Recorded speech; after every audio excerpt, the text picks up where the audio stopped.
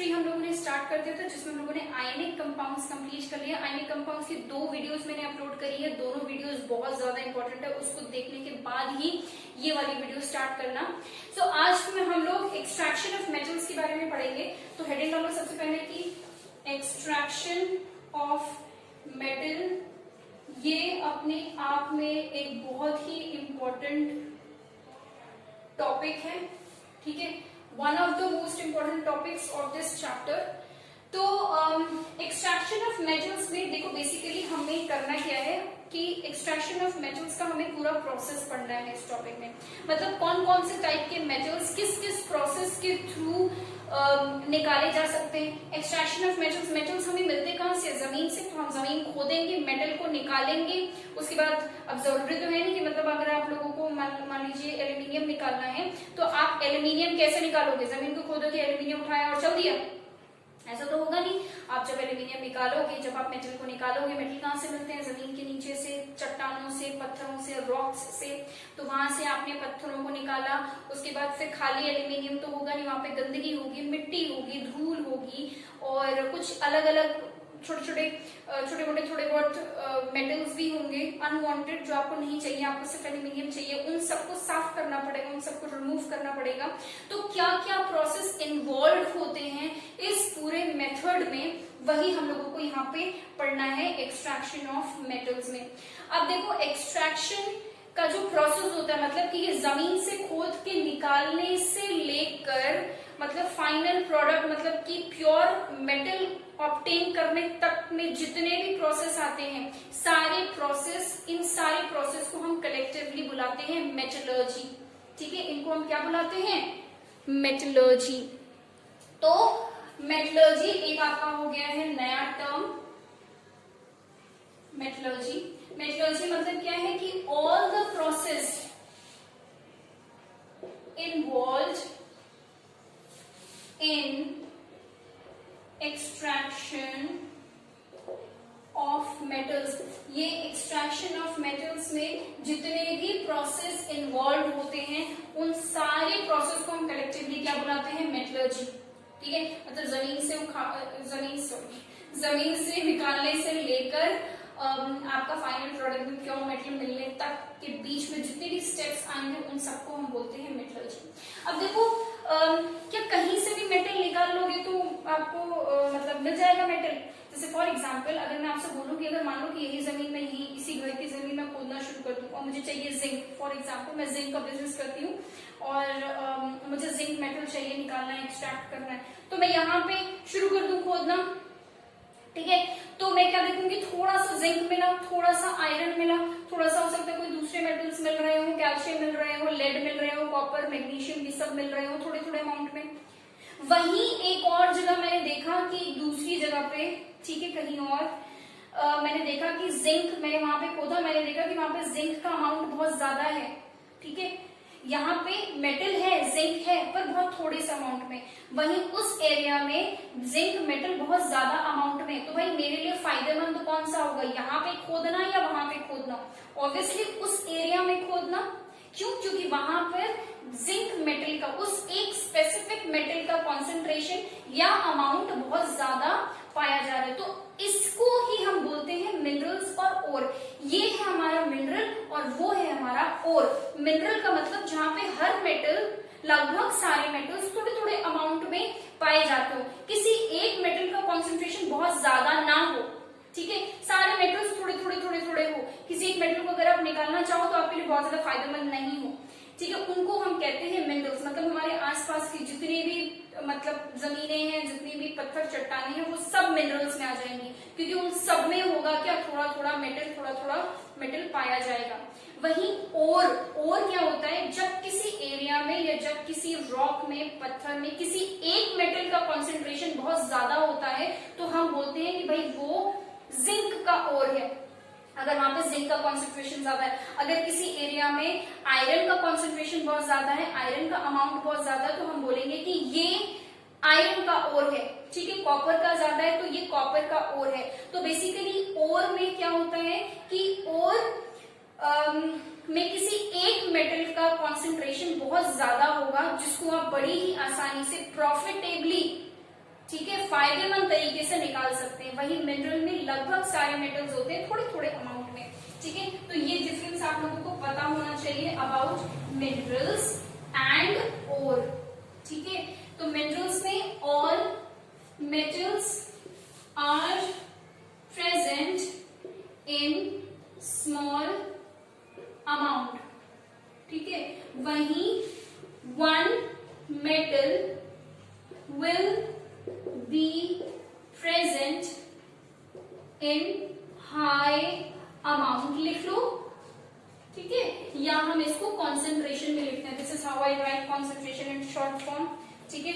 तो कॉन्सेंट्रेशन हम इस तरीके से लिखते हैं। तो ये हो गया आपका मिनरल्स और ओर के बीच में डिफरेंस। तो अगर मैं आपसे पूछूंगी कि हम मेटल्स का एक्सट्रैक्शन करें कहां से, मिनरल से या ओर से, डेफिनेटली ओर से, ठीक है। हमें मेटल का एक्सट्रैक्शन कहां से करना है, ओर से करना है। तो ये कुछ 3 टर्मिनोलॉजी से इंट्रोडक्शन है इस टॉपिक का। अब उसके बाद हमारा main concept, main chemistry start होती है। वो है कि अब मैं आप लोगों को एक फ्लो चार्ट यहाँ पे बना के दिखाऊंगी, which is given in NCERT. So अगर आप बना लेते हो कॉपी में तो एक तरीके से आपका रिविजन हो जाएगा, मेरे साथ साथ अगर बनाते हो तो, नहीं तो it is given in NCERT, no worries, ठीक है। तो एक फ्लो चार्ट मैं यहाँ पे बनाऊंगी। उस फ्लो चार्ट में अब आप लोगों को स्टेप बाय स्टेप पढ़ना है कि कौन कौन से स्टेप्स इन्वॉल्व है मेटलर्जी में, अगर हमें कोई एक मेटल एक्सट्रैक्ट करना है, ठीक है। किस मेटल का एक्सट्रैक्शन किस तरीके से होगा, कौन कौन से स्टेप्स हमें लेने पड़ेंगे, वो सारा उस फ्लो चार्ट में मैं एक्सप्लेन करूंगी 1 by 1, ठीक है। तो ये लिख लो।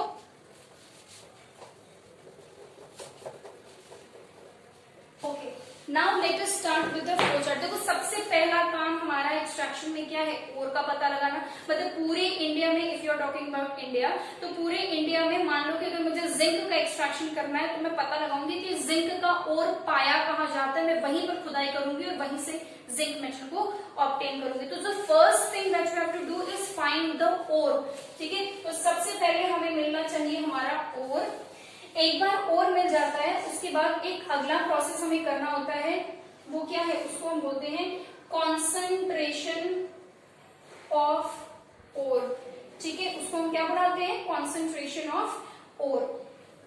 इसको एक और नाम से जाना जाता है जिसको हम बोलते हैं dressing of ore. Concentration of ore भी बोल सकते हैं या फिर हम इसको ड्रेसिंग ऑफ ओर भी बोल सकते हैं, ठीक है। ये प्रोसेस का नाम है, जो स्टेप है हमारा अगला उसका नाम है। तो अब कॉन्सेंट्रेशन ऑफ ओर यानी कि ड्रेसिंग ऑफ ओर होने के बाद हमारा अगला स्टेप होता है कि ये फाइंड आउट करना कि जो भी मेटल का एक्सट्रैक्शन हम करने जा रहे हो वो मेटल आपका हाई रिएक्टिव मेटल है, ठीक है, या फिर वो मेटल आपका मीडियम रिएक्टिव है,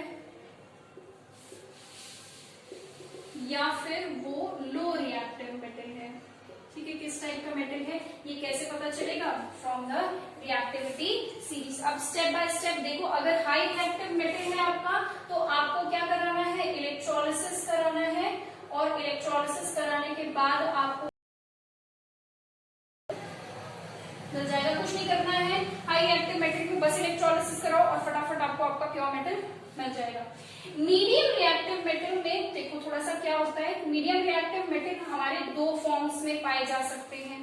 मीडियम रिएक्टिव मेटल हमारा सल्फाइड के फॉर्म में पाया जा सकता है, या फिर आपका कार्बोनेट के फॉर्म में पाया जा सकता है। अगर मीडियम रिएक्टिव सल्फाइड के फॉर्म में पाया जाता है तो हम करते हैं रोस्टिंग, ठीक है। रोस्टिंग ये प्रोसेस है, हमें करना पड़ेगा क्या, रोस्टिंग करना पड़ेगा। अगर कार्बोनेट के फॉर्म में है तो हमें करना पड़ेगा कैल्सिनेशन, ठीक है। तो हमें क्या करना है, कैल्सिनेशन करना है। ये दोनों काम करने का मेन मकसद हमारा क्या है, मकसद हमारा ये है कि हमें सल्फाइड या कार्बोनेट दोनों को किस में चेंज करना है, ऑक्साइड में चेंज करना है। जैसे for example zinc medium reactive metal है, तो जिंक सल्फाइड के फॉर्म में है तो हम रोस्टिंग करके उसको ऑक्साइड में चेंज करेंगे। अगर कार्बोनेट के फॉर्म में तो कैल्सिनेशन करके हम उसको ऑक्साइड में चेंज करेंगे। मेन काम हमारा ये है कि हमें उसको ऑक्साइड ऑफ मेटल में चेंज करना है। Once you have changed this, then हम उसका करते हैं रिडक्शन, फिर करते हैं रिफाइनिंग, और उसके बाद आपको आपका प्योर मेटल मिल जाएगा। ठीक है, तो ये कुछ स्टेप्स है मीडियम रिएक्टिव मेटल्स के लिए जो आप लोगों को करने के बाद देख लूं मैं, आप लोगों को दिखाई दे रहा है नीचे तक। हाँ, अब इसके बाद आते हैं लो रिएक्टिव मेटल में। लो रिएक्टिव मेटल जो है वो आपका जनरली सल्फाइड के फॉर्म में पाया जाता है। सल्फाइड के फॉर्म में पाया जाएगा तो आप क्या करोगे, रोस्टिंग करोगे, है ना। देखो यहाँ पे सल्फाइड के लिए क्या करते हैं, रोस्टिंग करते हैं।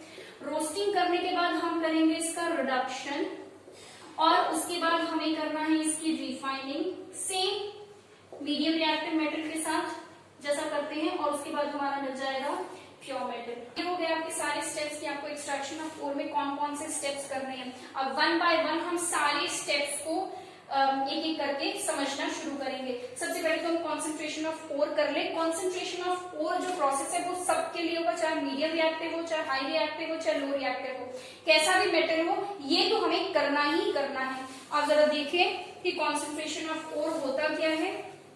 देखो, उससे पहले मैं आप लोगों को बता देती हूँ कि कैसे आप डिसाइड करेंगे कि कौन सा मेटल हाई रिएक्टिव है, कौन सा मेटल लो रिएक्टिव है। ठीक है, तो उसके लिए आप लोगों को रिएक्टिविटी सीरीज पता होनी चाहिए। रिएक्टिविटी सीरीज, ठीक है, रिएक्टिविटी सीरीज क्या है, देखो, potassium, sodium, calcium, magnesium, aluminium, zinc, iron, lead, copper, mercury, silver, gold, platinum, और इस तरीके से नीचे जाता रहेगा।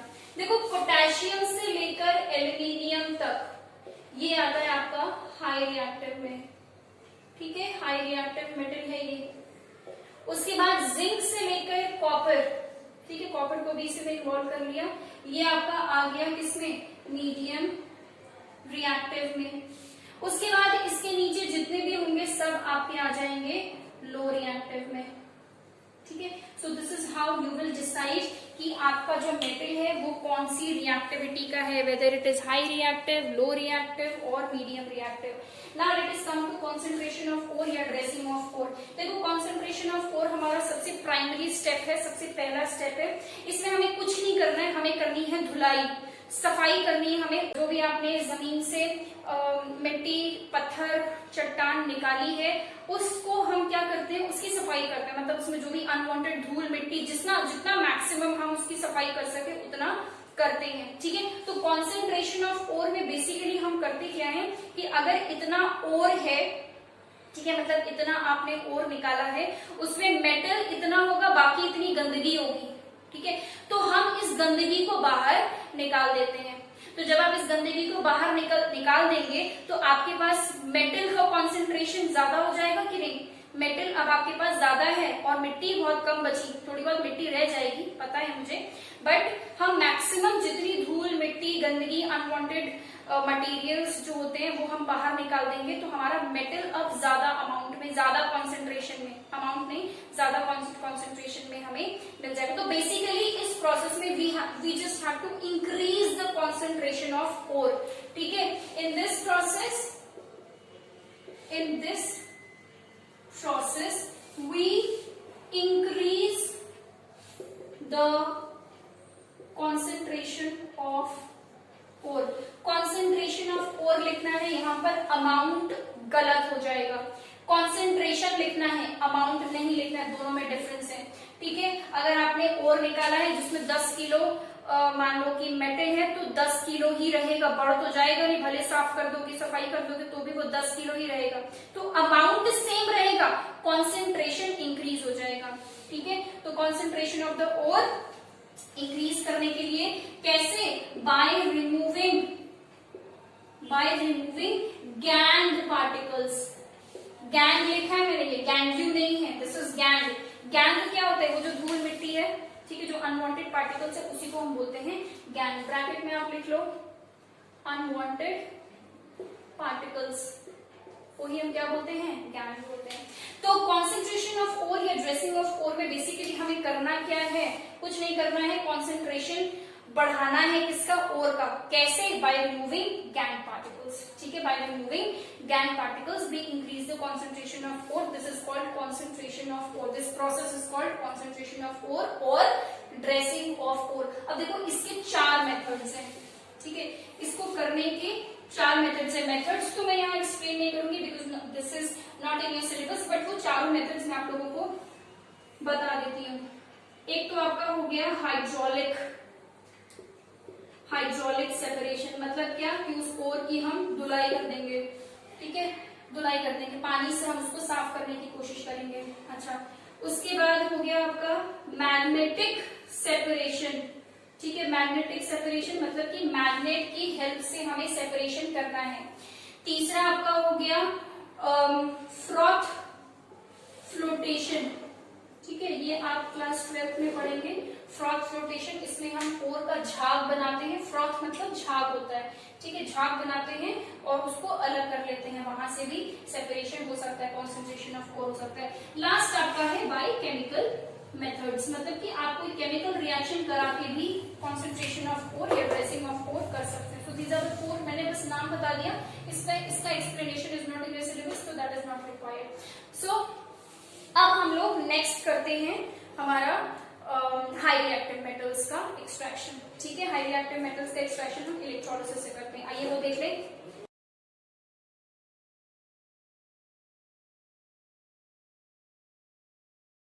चलिए अब हम लोग जरा हाई रिएक्टिव मेटल का एक्सट्रैक्शन देखते हैं। देखो हाई रिएक्टिव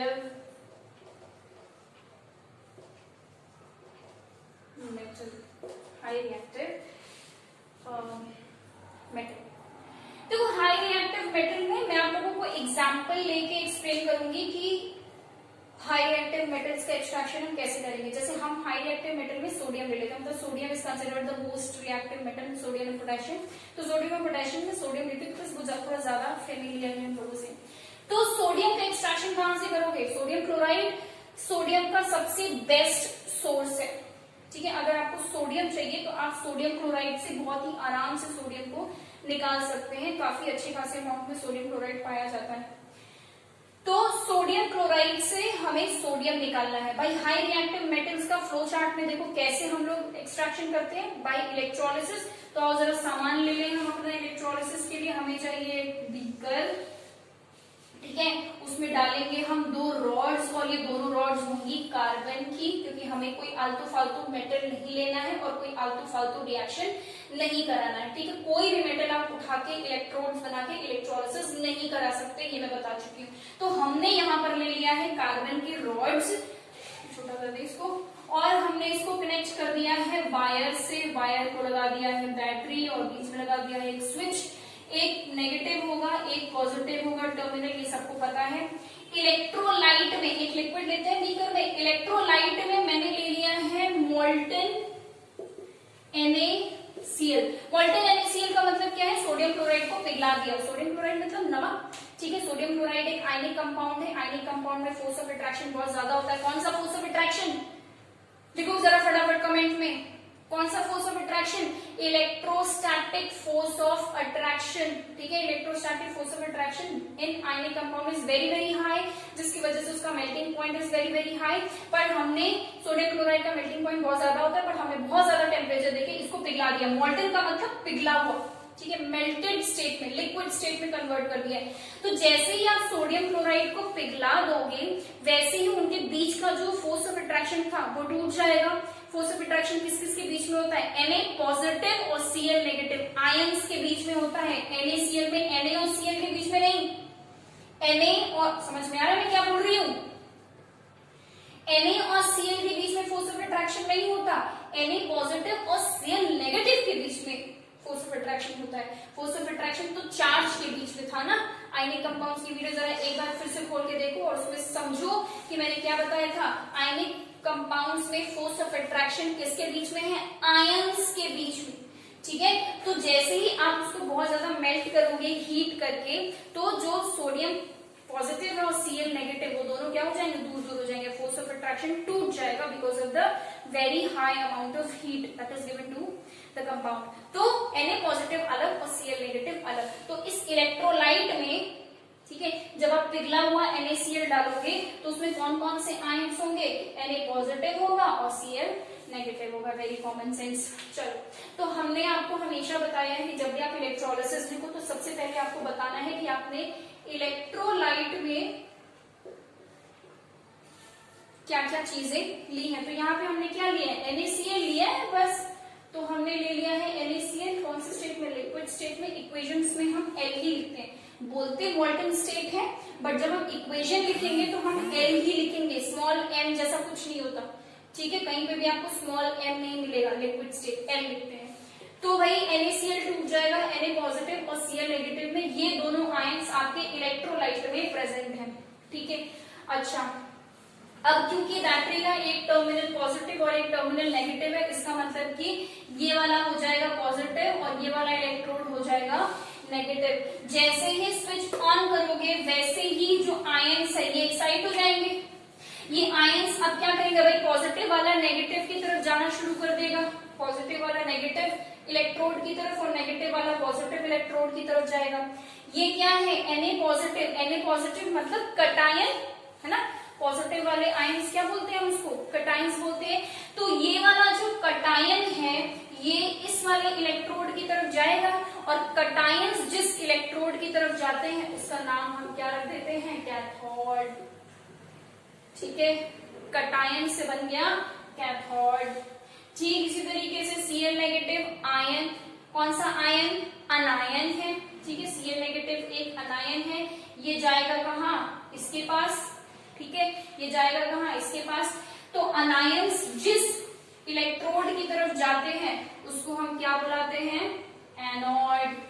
अनायन से बन गया एनोड। वैसे अब आप लोगों को मतलब याद हो जाना चाहिए बाय नाउ कि नेगेटिव वाला कैथोड होता है, पॉजिटिव वाला एनोड होता है। इलेक्ट्रोलिसिस में नेगेटिव वाला कैथोड और पॉजिटिव वाला एनोड होता है, ठीक है, ये याद हो जाना चाहिए। अब देखते हैं रिएक्शन क्या होता है। देखो मैंने आप लोगों को कई बार बताया है कि ये जो आयंस है, चाहे कटायन हो चाहे अनायन हो, ठीक है, ये जो आयंस है ये जब भी इलेक्ट्रोड की तरफ जाते हैं, ये भी क्या इलेक्ट्रोड की तरफ, ये भी क्या इलेक्ट्रोड की तरफ, तो जब ये इलेक्ट्रोड्स की तरफ जाते हैं तो ये वहां जाके क्या होना चाहते हैं, न्यूट्रल। मतलब ये चाहते हैं कि इनके ऊपर जो चार्ज लगा हुआ है, ठीक है, वो चार्ज हट जाए। सोडियम चाहता है उसके ऊपर से पॉजिटिव हट जाए और क्लोरीन चाहता है कि उसके ऊपर से नेगेटिव हट जाए। भाई सोडियम के ऊपर पॉजिटिव चार्ज क्यों आया होगा, सोचो जरा।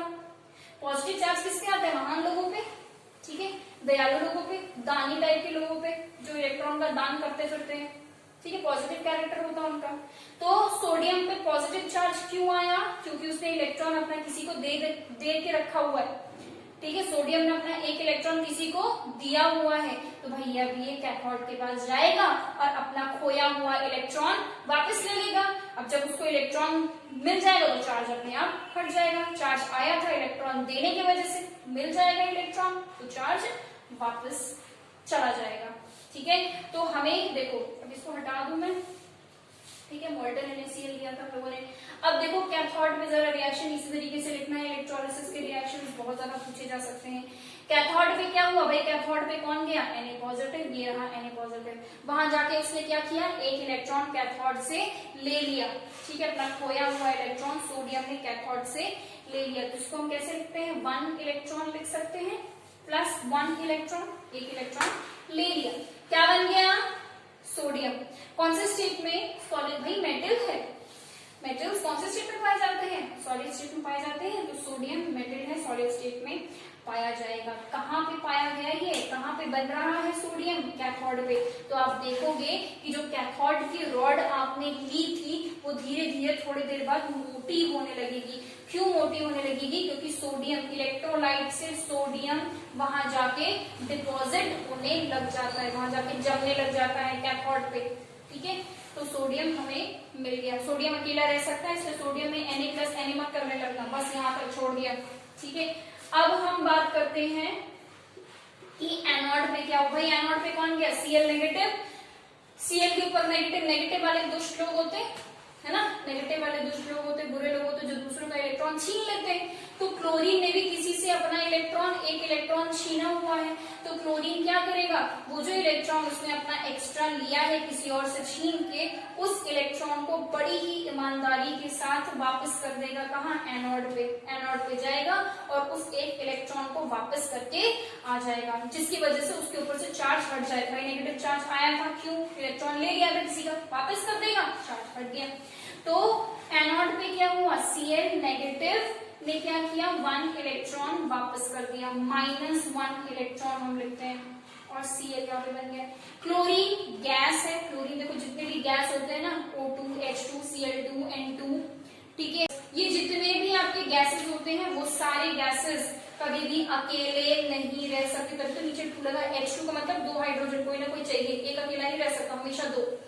तो ये भी अकेला नहीं रह सकता है। तो क्लोरीन क्या करेगा, अपने जैसे एक और क्लोरीन को बुलाएगा, उसके साथ बॉन्ड बनाएगा और Cl2 बना लेगा। गैसियस स्टेट में आपका एनोड से क्लोरीन गैस बाहर निकलती हुई चली जाएगी। यहाँ क्या बना कैथोड पे, सोडियम, जिसको हमें चाहिए था।